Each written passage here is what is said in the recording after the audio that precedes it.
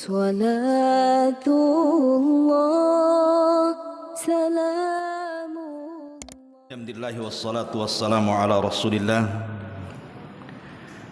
wa ala alihi wa sahbihi wa mawalah wa la hawla wa la quwata illa billahi wa ba'du.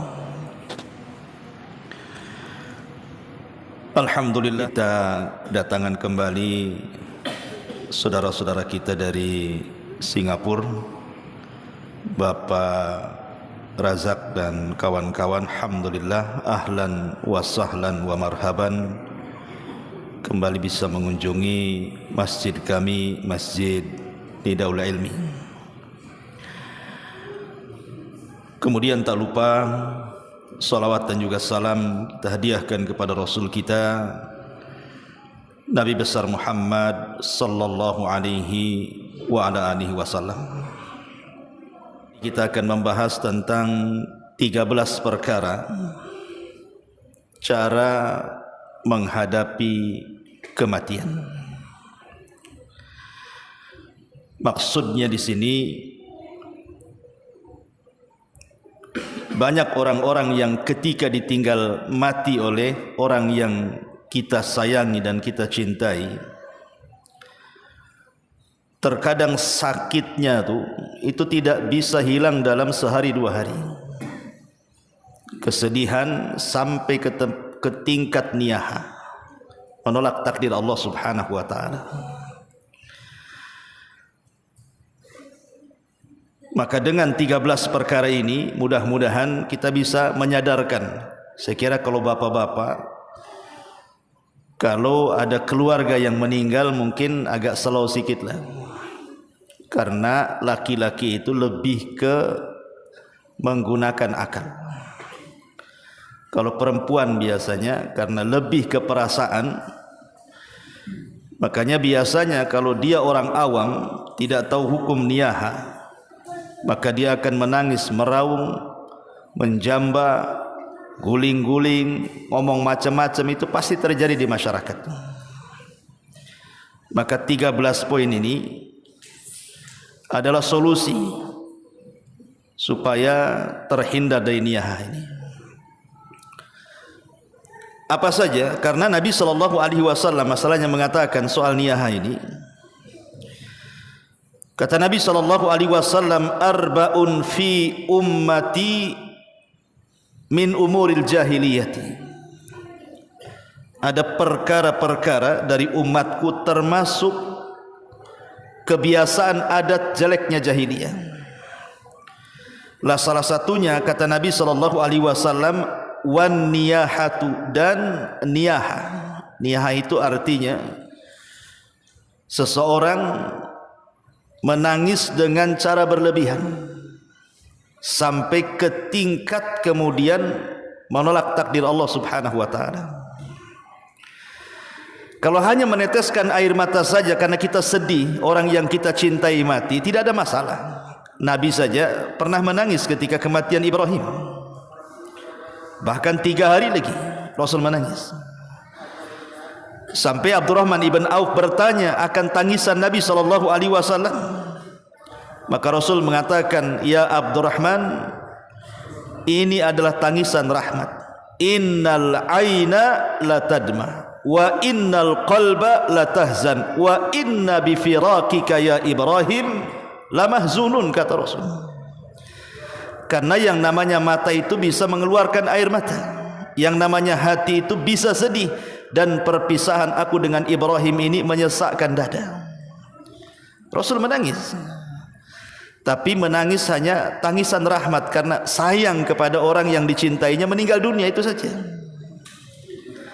Tapi kalau sampai tingkat kemudian tangisan terus-terusan, apalagi sampai menjerit-jerit, apalagi sampai mengucapkan kalimat-kalimat yang kemudian seolah-olah dia tidak terima dengan takdir Allah, menjamba, menggunting, mengguling dan begitu seterusnya, itu yang dilarang. Maka setelah mendengarkan kajian ini, mudah-mudahan para akhwat, para ibu-ibu, stop, jangan niyahah setelah mendengarkan kajian ini. Satu yang harus dipahami, bahwa hidup dan mati itu urusan Allah Subhanahu wa taala. Hidup dan mati di tangan Allah. Makanya Allah Subhanahu wa taala mengatakan dalam surah Al-Mulk ayat yang kedua, "Allazi khalaqal mauta wal hayata." Dialah Allah yang telah menjadikan adanya kematian dan adanya kehidupan. Artinya bahwa setiap manusia itu usianya sudah ada di tangan Allah. Kapan Allah hidupkan, kapan Allah wafatkan, itu semua urusan Allah. Itu yang harus ditanamkan. Sebab kalau seandainya dalam kondisi apapun, umpamanya orang tabrakan, celaka, 90% rusak badannya, kalau Allah tidak berkehendak mati, tidak akan mati. Tetapi ada yang gara-gara dikerok tahu-tahu mati. Saya punya saudara, sama suaminya itu dikerok, istri saudara saya meninggal. Besoknya dikira ngorok-ngorok terus meninggal. Padahal disangka masuk angin. Rupanya angin duduk atau apa, paginya meninggal. Tidak jatuh, hanya gara-gara dikerok. Ya bukan dikerok itu yang menjadikan dia mati, tidak. Memang waktunya sudah mati, sudah waktunya dia harus mati kan itu ya. Kalau Allah berkehendak, idza arada syai'an an yaqula lahu kun fayakun. Jadi ini yang pertama, ingat bahwa hidup dan mati itu di tangan Allah. Kemudian yang kedua, kematian itu bukan khusus kepada seseorang, tapi kematian itu akan mengenai semua orang. Jadi kalau seandainya ada orang yang kemudian meraung-raung niyaha karena kematian suaminya, anaknya, pasangannya, atau siapalah yang dicintainya, ingat bahwa kematian itu bukan khusus kepada suaminya saja, kepada anaknya saja. Orang yang menangisi pun akan mati juga. Lalu apa kemudian ditangisi? Engkau juga yang menangis akan mati kok. Karena Allah Subhanahu wa taala mengatakan kullu nafsin dha'iqatul maut, setiap jiwa itu pasti mati. Jadi kematian itu bukan khusus kepada seseorang. Para nabi yang mulia-mulia saja mati. Orang-orang yang sombong congkak sekelas Fir'aun, Namrud, di mana mereka? Semua mati. Jadi kematian itu bukan khusus kepada suami anda saja, anak anda saja, orang tua. Kematian itu semuanya kena, termasuk anda yang menangis juga akan mati. Ini yang kedua. Kemudian yang ketiga, perhatikan adab apabila menghadapi kematian. Harusnya yang pertama kali kalau ada orang mati itu bukan menangis meraung-raung, tetapi adabnya apa? Istirja. Apa istirja? Inna lillahi wa inna ilaihi raji'un. Itu namanya istirja, mengembalikan semuanya kepada Allah. Ingat bahwa orang yang meninggal itu adalah milik Allah. Kalau Allah kemudian mau mengambil hak dia karena miliknya, ya silahkan saja. Ingat kasusnya Ummu Sulaim. Ketika anak Abu Talha meninggal dunia, namanya Abu Umair. Abu Umair ini masih kecil walaupun ada abunya. Dalam hadis Bukhari, Abu Umair ini punya burung kecil. Memang belum balik, masih kecil, masih umur ya 4-5 tahun, punya burung. Dikasih nama Nugair. Entah kecekik, entah keinjak, matilah ini burungnya si Nugair ini. Nangis dia. Anas bin Malik ini walaupun bukan kakak kandung kan gitu ya, dia laporan kepada Rasul. Rasul, adik saya nangis sedih. Kenapa? Burungnya mati. Maka Rasul sallallahu alaihi wasallam lihat takziah Rasul. Padahal yang mati burung itu takziah. Datang kepada Abu Umair yang belum balik itu. Kata Nabi sallallahu alaihi wasallam, "Ya Aba Umair, ma fa'alan Nugair?" katanya. "Hei Aba Umair, apa yang terjadi dengan burungmu si Nugair itu?" katanya. Mati Rasul. Namanya anak kecil tak pandai melihara burung, mati. Lah Abu Umair ini sakit. Ketika Abu Talha safar, Allah takdirkan tidak tertolong nih, Abu Umair ini meninggal. Kemudian menangislah keluarganya. Kata Ummu Sulaim, kalau kalian menangisi anak ini, keluar dari rumah ini dan jangan bicara kepada suamiku siapapun kecuali aku yang menghabarkannya. Setelah itu dimandikan, dibedai, ditidurkan, seolah-olah anak tidur pada dah mati itu. Abu Talha datang. Ketika namanya orang kayak saya, bapak-bapak ya semuanya, pasti kalau punya anak kecil itu pertama datang kalau lagi safar yang ditanyakan anaknya dulu tuh. Mana anaknya kan gitu ya. Ibunya nanti kalau anak udah tidur. Anaknya dulu. Ya. Jadi mana anaknya katanya. Kata Muslim, jangan diganggu lagi tidur. Pada mati itu. Enggak dikasih tahu dulu. Akhirnya kemudian karena begitu rapinya Ummu Sulaim menyembunyikan kematian Abu Umair ini, Ummu Sulaim paham namanya laki baru safar tentu harus dilayan kan itu ya. Maka dia mandi dengan mandi yang bersih, dandan dengan dandan yang cantik, dimasakkan dengan masakan yang enak, dan dilayani kebutuhan biologisnya dengan pelayanan yang baik, sampai dia pun lelah, istirahat, capek. Sepertiga malam baru dibangunkan Ummu Sulaim. Baru cerita Ummu Sulaim kepada Abu Talha, ya Aba Talha, bagaimana pendapat?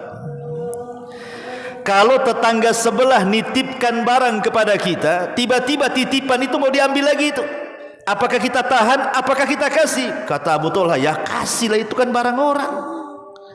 Nah, mulai dari sini kata Ummu Sulaim, anak kita itu kan titipan Allah. Bagaimana kalau Allah mau ngambil titipannya? Oh, kaget dia. Rupanya kiasan saja barang tetangga tadi itu mau ngasih tahu anaknya mati. Tapi lihat proses pemberitahuannya itu. Lihat bagaimana Ummu Sulaim mengajarkan, ini seorang wanita loh. Padahal mak-mak ini yang banyak-banyak niahakan mak-mak rata-rata. Tapi dia mengajarkan pelajaran kepada kita untuk istirja dengan mengatakan inna lillahi wa inna ilaihi rajiun. Yang kedua, berdoalah minta pahala akan musibah yang ditimpanya. Makanya ketika Ummu Salamah radhiyallahu anha ditinggal mati oleh suaminya Abu Salamah, apa kata Rasulullah? Quli ya Umma Salamata Allahumma hjurni fi musibati. Katakan wahai Ummu Salamah, ya Allah berikan ganjaran akan musibah yang menimpaku. Wa khluf li khairam minhu, dan gantilah dia dengan yang lebih baik. Maka di antara adab kalau sekarang ini Allah takdirkan mungkin keluarga kita meninggalkan kita, maka yang pertama jangan nangis dulu. Katakan inna lillahi wa inna ilaihi rajiun. Kemudian Allahumma hjurni fi musibati. Ini yang ketiga. Yang keempat, kematian itu sebuah musibah. Dan semua musibah yang Allah timpakan kepada kita itu semua sudah dicatat. Lalu ngapain ditangisi kalau sudah dicatat? Makanya Nabi SAW mengatakan innallaha kataba maqadiral khalaiq qabla an yakhluqas samawati wal ard bi 50,000 sana. Jadi Allah itu mencatat, menulis ketetapan ciptaannya 50.000 tahun sebelum menciptakan langit dan bumi itu. Jadi lah apa yang kamu ditangisi? Memang sudah waktunya. Jadi jodoh kita, kemudian bahagia kita, celaka kita, termasuk juga mati kita, itu sudah dicatat 50.000 tahun sebelum Allah menciptakan langit dan bumi. Makanya pentingnya kita ini yakin dengan takdir. Sebab kalau dapat musibah, kekuatan takdirlah yang bisa menenangkan kita. Ini yang keempat. Kemudian yang kelima, cobalah kita pahami bahwa sisi positif musibah itu sebenarnya adalah Allah sayang dengan kita. Jadi kalau Allah Subhanahu wa taala memberikan musibah kepada kita, hakikatnya Allah sedang sayang dengan kita, itu bukan benci. Karena kebanyakan orang ketika menghadapi musibah itu seolah-olah musibah itu bagaikan azab. Jadi Allah mau nimpakan musibah itu, kita nilai musibah itu sebuah azab. Jangan, kita balik cara memahaminya. Bahwa musibah itu sebuah nikmat, bahwa musibah itu sebuah tanda cinta. Karena Nabi yang mengatakan, innallaha idza ahabba abdan ibtalahu. Allah itu kalau senang dengan seorang hamba, diuji itu hamba itu dengan musibah. Faman radiya falahu ridha wa man sakhita falahu sukhtu. Kalau dia redha, Allah senang. Kalau dia putus asa, Allah pun benci dengan dia. Ini yang nomor 5. Yang nomor 6, kehidupan manusia sangat terbatas. Karena kehidupan manusia sangat terbatas, manusia tidak bisa untuk meminta tambahan usia. 1 menit pun tidak bisa. Jadi usia manusia kan sudah dibatasi Allah nih. Pamannya Allah sudah mencatat usia kita 40, di umur 40 tahun meninggal, di umur 50 tahun meninggal, di umur 70 tahun meninggal umpamanya. Ketika sudah datang waktu meninggalnya, 1 menit pun diundur nggak akan bisa. Ya Allah, tolonglah 1 menit lagi, jangan dulu meninggal. Nggak bisa. Karena Allah Subhanahu wa taala yang mengatakan walan yuakhirallahu nafsan idza jaa ajaluha wallahu khabirum bima ta'malun. Allah tidak akan menunda kematian seorang hamba. Idza jaa ajaluha la yastakhiruna sa'atan wala yastaqdimun. Enggak mungkin maju, enggak mungkin mundur, pas waktunya. 1 menit pun tidak mungkin bisa kita tawar. Artinya memang itulah kematian seperti itu. Kalau sudah takdirnya enggak bisa. Karena ada orang yang meraung-raung, kemudian dia meminta agar yang meninggal itu dihidupkan kembali kan? Mana bisa wakila man rah. Allah mengatakan wakila man rah. Siapa yang bisa meruqyah kembali, memasukkan ruh ke dalam jasadnya? Ya tidak bisa. Lalu ngapain kalau kita tahu bahwa orang mati tidak mungkin hidup lagi, kemudian kita meraung-raung, minta pula ya Allah dihidupkan lagi. Dengan mengatakan ya Allah ini suami saya meninggal, siapa yang ngasih makan saya, makan anak saya, makan adiknya, kakaknya, semua disebut nama-namanya tuh. Percuma ngomong begitu tuh. Karena orang mati nggak bisa hidup lagi. Mengembalikan sesuatu yang sudah berlalu itu mustahil. Ya. Ini yang nomor 6. Yang nomor 7, kematian itu adalah satu. Yang membedakan itu sebab. Ingat ya, kematian itu sama, cuma satu. Yang membedakan itu sebab. Sebabnya macam-macam. Ada yang kau tabrak, brak, mati.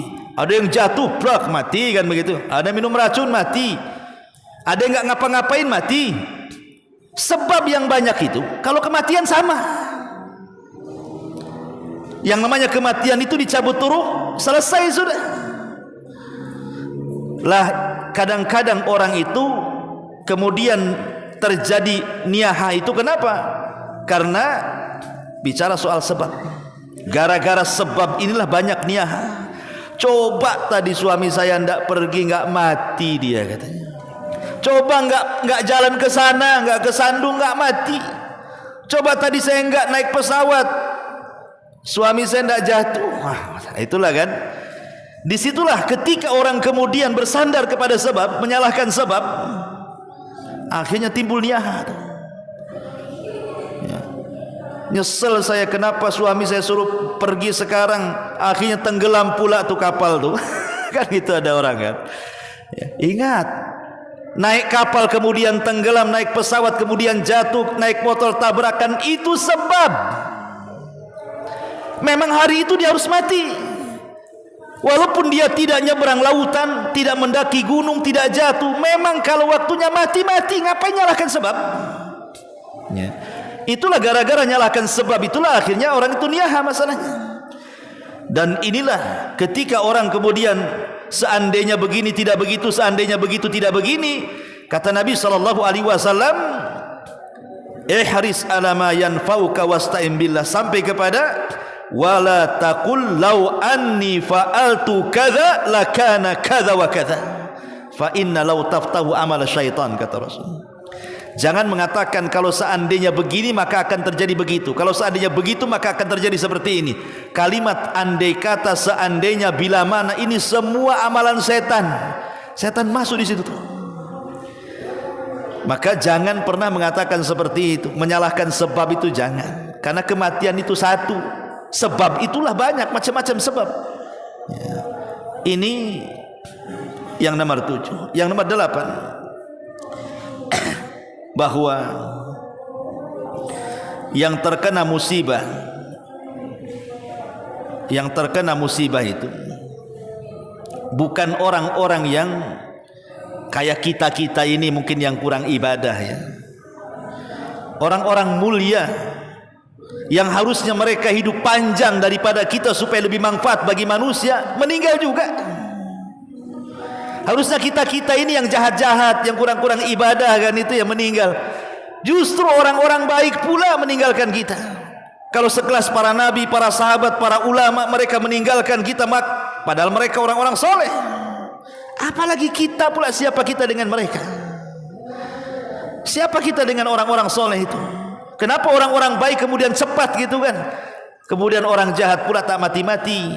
Makanya ada istilah di masyarakat itu, wajar dia cepat mati Ustaz, orang baik katanya. Kok si Anu itu sudah 80 tahun tak mati-mati? Ya dia jahat katanya. Orang jahat itu lama matinya katanya, kan itu. Enggak juga, ini kan bahasa-bahasa enggak benar kayak gini. Yang enggak ada tebang pilih itu malaikat maut, enggak ada. Ini orang jahat biarin aja katanya. Ini orang baik nih kasihan, enggak gitu. Kematian itu sebuah kepastian dan sudah takdir kematian, sudah ada waktunya. Ma'asyiral muslimin yang dimuliakan Allah Subhanahu wa taala, yang lebih penting lagi ikhwan, bahwa kalau yang mati ini orang baik, orang soleh, kita yang masih hidup nangis, minta agar Allah dikembalikan ruhnya, minta dihidupkan kembali. Seandainya dia dengar pun gak akan mau hidup lagi dia. Kalau seandainya dia orang baik lah ya. Ini orang baik mati, orang soleh mati, keluarganya nangis semuanya, pengen dihidupkan lagi. Seandainya yang nangis itu berteriak-teriak supaya dihidupkan kembali, dan orang yang sudah mati itu dengar, saya yakin dia nggak mau dihidupkan. Ngapain dihidupkan lagi? Karena orang mati itu cuma dua, mustarih wa mustarahum minhu, kata Rasul. Yang pertama istirahat dari penatnya dunia, itulah kematian seorang mukmin. Dia bisa istirahat dari penatnya dunia ketika mati itu plong rasanya. Memang itu yang dicari orang mukmin. Tapi yang kedua ini bukan dia yang beristirahat, orang lain istirahat dari dia katanya. Syukur dia mati katanya. Kalau enggak buat onar aja orang itu katanya. Orang lain pula yang istirahat dari dia. Kan itu ya. Karena dia jahat. Ya. Lah kalau orang baik kemudian mati, keluarganya nangis supaya dihidupkan, kalaupun dengar enggak mungkin dia mau hidup lagi ke dunia. Karena itu yang dicari. Mustari, dia ingin istirahat, penat dunia ini. Kalau dia masuk alam kubur itu, wah dibukakan pintu surga, dihantarkan makanan, kain, macam-macam. Ngapain mau balik lagi ke dunia? Mustahil. Dia sudah dapat nikmat kubur. Lalu untuk apa kalian nangis? Nggak ada gunanya. Ma'asyiral muslimin yang dimuliakan Allah Subhanahu wa taala. Apalagi tadi saya sudah singgung bahwa orang mati itu loh nggak ada obatnya. Tidak ada yang bisa menghidupkan orang mati dari dulu sampai sekarang kecuali para nabi. Itu dalam bentuk mukjizat. Itu pun nabi-nabi tertentu kayak Nabi Isa gitu, mukjizatnya bisa menghidupkan orang. Itu kan karena izin Allah. Tapi selain para nabi, siapa yang bisa menghidupkan orang mati? Nggak bisa. Lalu kalau memang orang mati tidak bisa hidup, nggak usahlah nangis-nangis, percuma juga. Ya. Mendingan cobalah doakan orang mati itu. Mereka itu butuh doa, bukan butuh tangisan. Sebab kalau kita menangis niyah itu justru menyiksa orang yang mati itu. Berdoa, dan doa ketika kepada orang mati itu yang mustajab 4 tempat kata ulama. Pertama, saat dia sedang sakaratul maut. Kata Rasul, la tad'u illa khairan, jangan kau berdoa kecuali yang baik-baik. Kemudian setelah ruh dicabut, itu juga sama, doanya mustajab, jangan berdoa kecuali yang baik. Kemudian saat sholat jenazah, disitulah mustajab juga. Dalam rakaat ketiga, disitu ada doa untuk si mayat.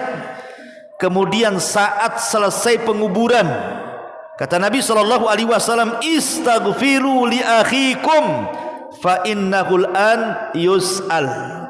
Mintakan ampun untuk saudaramu, sekarang dia ditanya. Kata ulama, kalau habis menguburkan, dua perkara jangan ditinggal. Satu, mintakan ampun. Dua, mintakan dimantapkan jawabannya. Sunnahnya kalau habis menguburkan kan, kalau kita tidak sempat menguburkan, maka sebelum pulang ambil tanah, kemudian kita ikut meletakkan di situ. Kemudian menghadap kiblat. Cuman dua doa yang dianjurkan. Allahumma gfir lahu, Allahumma sabbithu. Ya Allah, ampuni orang ini, ya Allah tetapkan jawabannya. Berdasarkan hadis, istaghfiru li ahikum fa innahul an yus'al. Hanya dua perkara ini saja. Tidak usah macam-macam. Ya.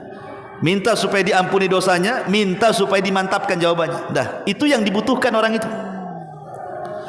Ma'asyiral muslimin yang dimuliakan Allah Subhanahu wa taala. Yang kedua, sedekah. Karena yang disepakati para ulama tentang amalan-amalan yang bermanfaat untuk orang mati itu cuma dua. Yang lainnya diperselisihkan semuanya. Kata Syekhul Islam Ibn Taimiyah rahimahullahu taala, dari 15 perkara amalan-amalan yang bermanfaat untuk orang mati yang tidak ada khilaf di antara ulama cuma dua. Satu doa, yang kedua sedekah. Selebihnya khilaf. Ngirim bacaan Quran khilaf, haji untuk orang mati khilaf, kemudian udhiyah kurban untuk orang mati khilaf. Semua khilaf. Ada yang mengatakan sampai, ada yang mengatakan tidak sampai. Tapi dua perkara ini kata Imam Ibnul Qayyim dan juga dikuatkan oleh muridnya Imam Ibnul Qayyim, Syekhul Islam Ibn Taimiyah dan juga Imam Ibnul Qayyim, ini dua perkara tidak ada khilaf ulama, dipastikan sampai kalau kita kirim kepada orang mati. Pertama doa, yang kedua sedekah. Selain ini dikhilafkan. Ya. Ma'asyiral muslimin yang dimuliakan Allah Azza wa Jalla. Kemudian yang terakhir, karena juga ada tamu ya, ada acara. Harusnya orang kalau dihadapkan dengan sebuah kematian, ambillah ibrah itu. Ibrah dari kematian. Ada sebuah hadis yang merupakan wasiat Rasul kepada Abi Dzar Al-Ghifari radhiyallahu anhu. Tapi hadis ini didhaifkan oleh Syekh Albani rahimahullahu taala, tetapi banyak penguat dari riwayat-riwayat yang lainnya. Nabi SAW mengatakan, zurul kubur, berziarahlah kalian ke kuburan. Fa innaha tudzakkirukumul akhirah, karena hal itu bisa mengingatkan kalian kepada akhirat. Waghsilil mauta fa inna mu'alajata jasadin hawin mau'idatun balighatun. Dan mandikanlah orang-orang yang sudah mati, karena sesungguhnya mengurusi jasad yang tidak ada ruh itu merupakan pelajaran yang sangat meresap ke dalam hati. Kemudian wasalli alal janaiz la'alla dzalika yuhzinuka, dan salatkanlah jenazah supaya engkau menjadi sedih. Fa innal hazin fi dhillillahi yata'arradu likulli khairin, karena sesungguhnya orang yang sedih itu pada berada dalam naungan Allah kelak di hari kiamat, dan dia akan mendapatkan semua kebaikan-kebaikan.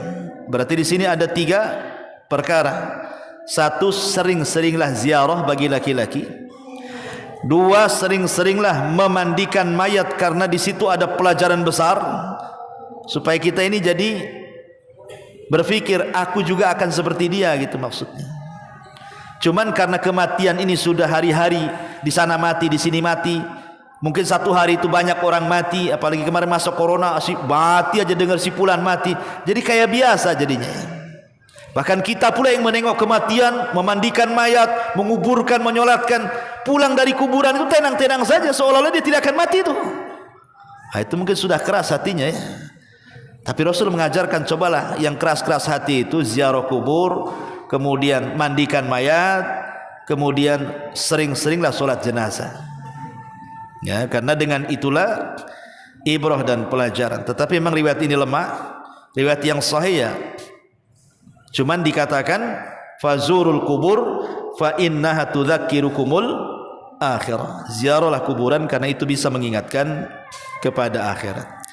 Wallahu a'lam bishawab. Ikhwati muliakan Allah azza wa jalla, mudah-mudahan ada manfaatnya karena masih ada acara dengan kawan-kawan Singapura, mungkin tidak lama-lama, mudah-mudahan ada manfaatnya. Kita tutup dengan doa kafaratul majlis. Subhanaka bihamdika asyhadu an la ilaha illa anta astaghfiruka wa atubu ilaik. Allahu ta'ala alam. Assalamualaikum warahmatullahi wabarakatuh.